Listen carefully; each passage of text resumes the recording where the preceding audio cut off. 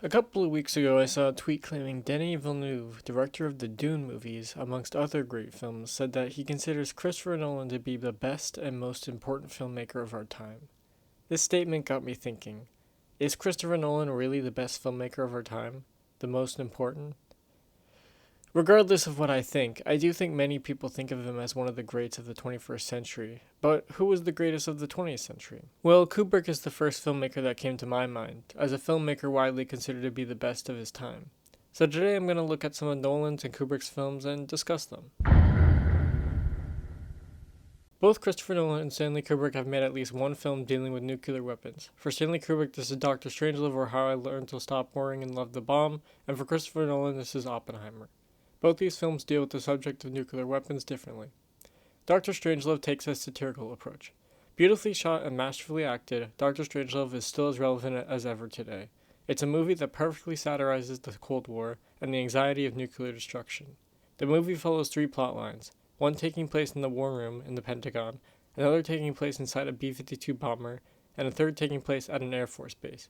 The beauty of this film is that all the characters are idiots, despite being in charge of nuclear weapons that could destroy the entire world. In the War Room, General Turgidson, played by George C. Scott, the President, and Dr. Strangelove, both played by Peter Sellers, are all frantically trying to stop a nuclear attack initiated by General Jack Ripper, played by Sterling Hayden. At the Air Force Base, General Ripper is bunkering down after initiating a nuclear attack, as Captain Mandrake, also played by Sellers, is desperately trying to get him to stop the attack. Meanwhile, on the B-52 bomber, the Air Force men are preparing to bomb the Soviet Union under orders from General Ripper. This movie is excellent. It's fantastically paced, extremely funny and witty, and also extremely well shot. One thing that stuck out to me on my most recent viewing was the way Kubrick shoots the army attack ordered by the President on the Air Force Base. This sequence of events is shot sort of rough and shaky, much like a documentary. By contrast, the rest of the movie is shot very clean and concisely, leading the attack portion of the movie to stick out, showing only one of the ways Kubrick is a master at his craft. Overall, this movie balances the three plot lines it sets up perfectly. It satirizes the military, politicians, and even scientists in a very funny manner.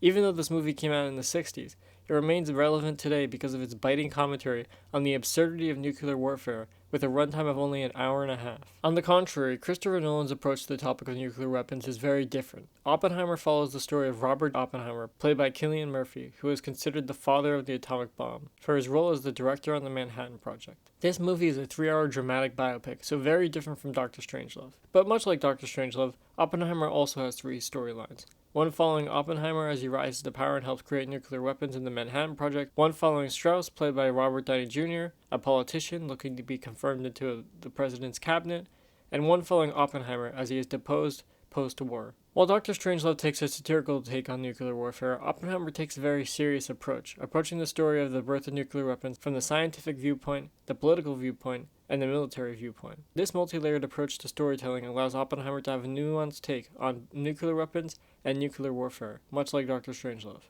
Overall, both films have a somewhat similar message, though, that nukes only beget more nukes. Both Christopher Nolan and Stanley Kubrick have made at least one film dealing with space. For Stanley Kubrick, this is 2001: A Space Odyssey, and for Christopher Nolan, this is Interstellar. Both these films deal with the subject of space differently. 2001 is a visually stunning and extremely ambitious film. Despite its ambitious premise, however, it succeeds completely and I would argue goes beyond its goals as a film. The visual effects are still amazing today, and I imagine they were extremely impressive when the movie came out. This movie's plot is told in multiple parts with time jumps, and I think it works really well. The time jumps feel natural, and overall this movie is paced and structured perfectly. Despite being almost 2.5 hours, this movie goes by fast and doesn't feel long at all. Every frame in this movie is gorgeous, and I hope to someday see it projected at 70mm. This movie warns of AI, but also puts forward a hopeful visage of humanity.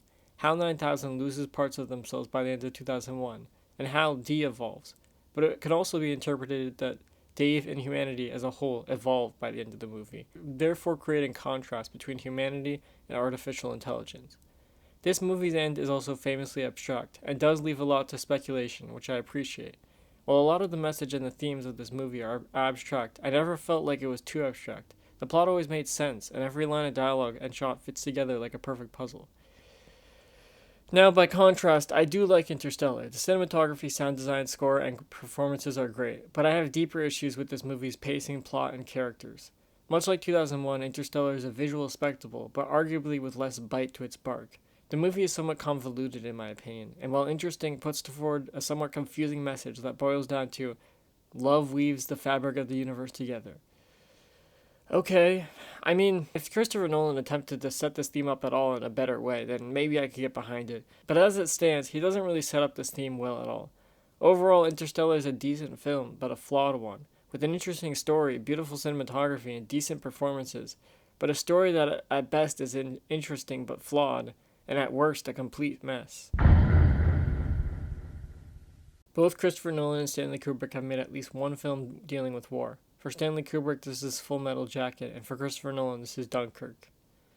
Full Metal Jacket is a film about the Vietnam War, a war that has gone down in history as one of America's most controversial foreign wars. Full Metal Jacket is split into two parts. Part 1 shows the brutality of boot camp through the viewpoint of Private Joker, played by Matthew Modine, and Part 2 shows Private Joker fighting in the Vietnam War. Personally, I consider this film a masterpiece, but I won't get into it too much. Many people think this film falls off after the first half, but I wholeheartedly disagree. The second half of this movie I see as equally important because it shows the horrors of war in a harrowing and honest manner. Dunkirk, by contrast, is a film which admittedly is a great action movie, but does not flesh out its characters at all, leaving a lot to be desired. The film is set during the Battle of Dunkirk during World War II, and tells three stories intertwined, similar to Oppenheimer. One of a soldier stuck on the shores of Dunkirk, one of an airman fighting the Nazis, and one of civilians trying to make a difference on their small fishing boat. While these three stories ultimately serve their purpose, we unfortunately never spent enough time with any of these characters to really get to know them, in my opinion, leaving the movie feeling slightly hollow. Compare this to Full Metal Jacket, where we spend the entire runtime with our main character, Private Joker, which in my opinion leads to a much greater movie. Again, this is a pretty short video, but like my 5 films about Revolution, this is only meant to be a starting point that might get you interested in checking out these films or rewatching them if you've already seen them. That's been the video. Thanks for watching.